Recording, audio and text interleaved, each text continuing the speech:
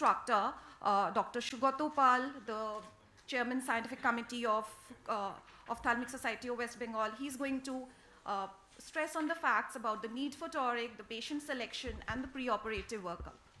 Sir, over to you. Thank you, Dr. Agarwal, for including me in this prestigious IC. Good morning to you all. It's just good afternoon. So I'll be speaking on need for TORIC mainly and patient selection and what sort of preoperative workup should we do.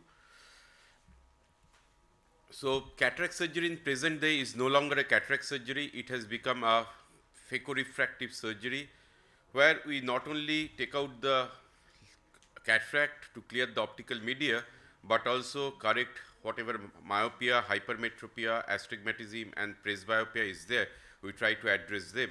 And astigmatism, as you see, is one of the important factors. So what is astigmatism? There are basically mainly two types of astigmatism we look at. It's with the rule astigmatism and against the rule astigmatism, and also there is oblique astigmatism. So with the rule astigmatism, they have, sorry, you have pointer.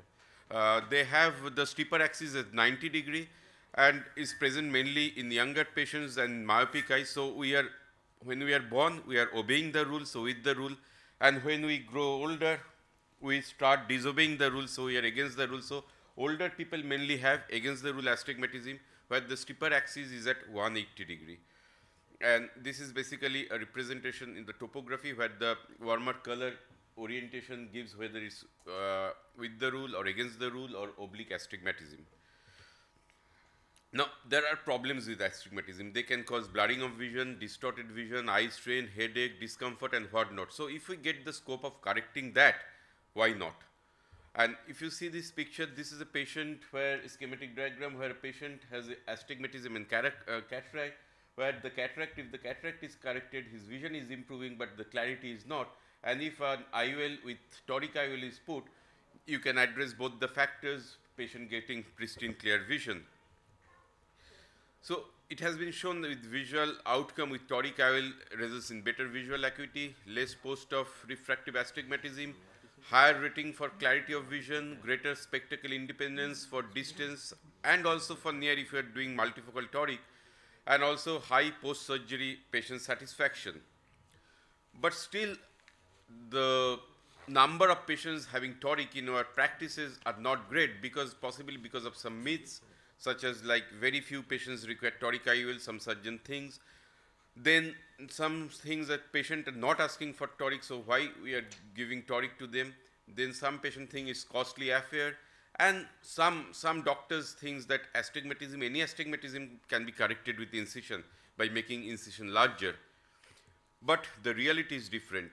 It's avoidance on our part that we are not offering the patient the choice of surgery which they should have. And as a result, patients are not counseled for toric in many centers, and probably we are apprehensive that we might lose the patient if we offer them a higher package. The patient might just run away to a different center and get the cataract operation done. And surgeons in the initial period are quite often not sure about their post-operative results with toric, and all these actually result in patient not being counseled and not many toric patients in the surgical list.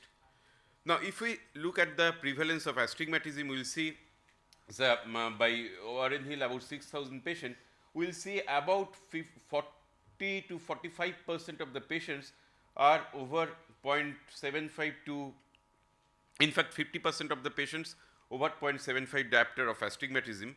And also in this Chinese study of large volume of patient, almost 40% of the patient or 48% of the patient again had astigmatism more than one diopter. So these are the patient who could have been offered toric IOL. So if we select the patient, we'll obviously has to choose this patient, any patient corneal astigmatism over one diopter cylinder. But we have to ensure that the patient had proper counseling, and we have to ensure that the astigmatism are regular astigmatism, not irregular astigmatism.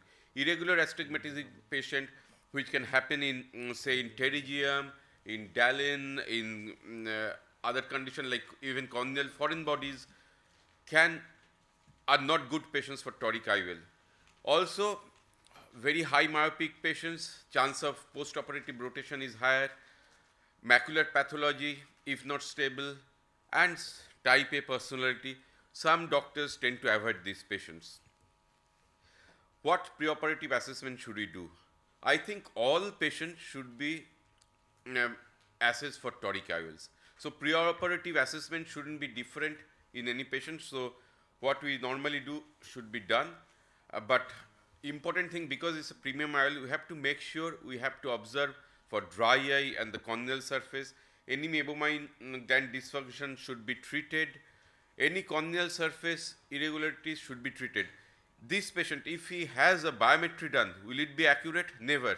So we have to make sure, we have to ensure this is treated first, then we are addressing the patient's cataract. So these are the things which we have to take care of. And quite often the patient come to us after being seen by the optometrist on the same day, dilatation drops, IOP being checked. And in those situations, if we advise cataract surgery workup, they can end up with wrong biometry because the surface is already having some distortion. So they have to be checked again if required. Third thing, for any premium IOL, in fact for any IOL nowadays, we need to do an OCT, because though however good we are clinically, sometimes we do miss subtle retinal changes which can end up with unhappy patients like this. This patient is very difficult, lamellar hole, very difficult to pick up, because there is not that much of irregularity or ERM as well, and we might miss them. Or early ERM, or vitreous traction, retinal traction. So these are the patients which we can miss. So OCT, pre-op OCT in this patient is helpful. In fact, we should do for each and every patient's going cataract operation. Biometry, Dr. Varga will take up, so I'll not speak much, but ultrasound biometry in my practice is a big no-no. In case of hypermature cataract where we cannot get optical biometry, better is to go for immersion biometry. And optical biometry is the investigation of choice for biometry. Keratometry, I do try to match the auto K with optical biometry and repeat if they don't match. And if there is a difference in the refractive cylinder and the biometry cylinder for more than one diopter, probably it is worthwhile to see in the pentacam why the difference is. And the next thing, again, Sagar will be taking up in details, posterior corneal curvature. Any surgeon doing cataract for toric IOL should have some idea about posterior corneal curvature, which is vertically steep posteriorly, and it causes overcorrection with the rule astigmatism and undercorrection against the rule astigmatism. So we have to plan it accordingly. But with the availability of the Barrett toric formula, which presumes some amount of posterior corneal curvature, or AOL master or pentagram which can measure, that bit is nowadays well taken care of. And also a surgeon pre-operatively should know his or her SIA, because SIA varies with incision location, incision width, incision length. You have to know your SIA, and there is siacalculator.com where you can put your data to know the SIA, because whenever you are doing a toric calculation, you have to put your SIA there. You can just cannot guess at 0.5 or 1 or 0.1 and put it there. So it's better to know your SIA at different position of incision. Thank you so much. Thank you, Dr. SUGATO Pal. That was beautifully covered topic with all the facets of the need for toric and the patient selection.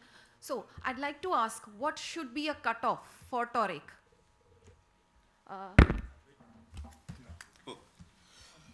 Dr. Vishali, what is your cutoff for a toric IOL? So I think the cutoff, it probably changes whether you are starting or whether you have already had enough experience. I think if you are just starting off or you have just done a few early cases, cutoff should be at least one diopter total. That means measured and combination of induced.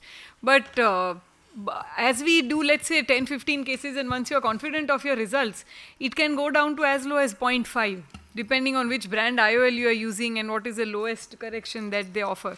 So for me, for example, it would be anything more than 0.5. Sir, anybody else? Yeah, with the rule, probably I'm a bit lenient, but if it's against the rule, it's 0.75 for me for toric IOLs, and for any multifocal or trifocal toric, it can be as low as 0.5. And with the availability, even with the femto, my cutoff also remains the same. It's a bit more, one diopter, maybe 0.75 for trifocals, and for these normal lenses is 1 diopter. If I am doing FM to LRI in them. So with the rule can still be, you can still let go So of it. But in against the my rule- case, Yeah. generally my cutoff is 1. If the patient have no cylinder in other eye, then my cutoff is less. Then maybe 0.75, maybe 0.5.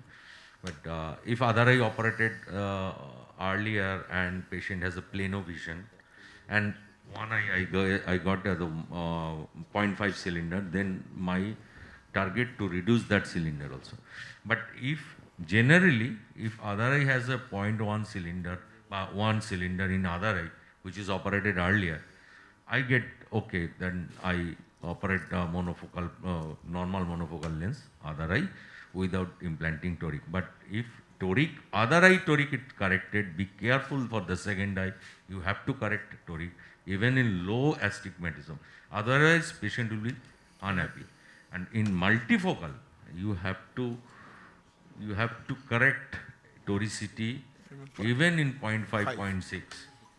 Especially trifocals, they are very Right. non. I have a quick question to Arup and Ajay, who are expert in this field. There are a group of patients who have against the rule astigmatism, say about 1 diopter or 1.25 diopter, and they are not wearing glasses. So basically, they are using the toricity to do the reading. Near vision. So would you implant toric IOL in those patients? No, other eye is very important. You know, both eye the same cylinder. I don't mind keep 1 cylinder in both eye. I don't mind. But if other eye is corrected by somewhere else for surgery, then I have to correct the second eye. But if I am doing the first eye, I will not implant toric in case of my 1 cylinder, even in it. Okay, another important thing I would like to add here is consider the profession of the patient. So like I had a patient who's a diamond merchant, but he was myopic and has an AC depth of 5.5, which was like against all odds. But still, I went in for the CTR during the surgery to take care of the bag, and I went for the toric IOL, explaining the patients, because post-operatively the patient needs good crisp vision. He cannot wear cylinder magnifying lenses and all. He needs good crisp vision. So you have to explain to the patient, understand the personality of the patient, and also the profession of the patient is what I feel. And also counsel about taking them back to the theatre Yeah. if required. Correct. So I think both of these were excellent points. One is the second eye status. So particularly, like Sir said, in fact, I feel that if a previously operated, especially somewhere else, has a residual cylinder, and this time I can correct that cylinder and give them good binocular distance vision, that will be a good point for me, a scoring point for a patient. So yeah, the second eye status, and like Dr. Swati rightly said, what the patient wants. Unfortunately, at least for me, let's say there is a 0.75 or 1 against the rule. I don't always end up post-operatively only with that. Sometimes, most times we will end up with some spherical error, and that cannot give complete freedom. So you are left neither here nor there. So it really depends on if the patient wants at least one good vision, then it would be a toric. Okay. So, yeah. Yes, a short question, please. One eye is normal, the other eye post-buccal, if surgically induced astigmatism is there, astigmatism of 1.5 is there after scleral buccal, and previously it was a normal. So would you recommend toric IOL? Yes, why not? Yes. After scleral buccal, it's Yeah, if the retina is stable and there is no other pathology, and then definitely give the patient the best vision you And can buccal give will at stay that there. point of time. Buccal stay you are there, not going to so remove. Astigmatism will persist. So it is better to implant toric IOL.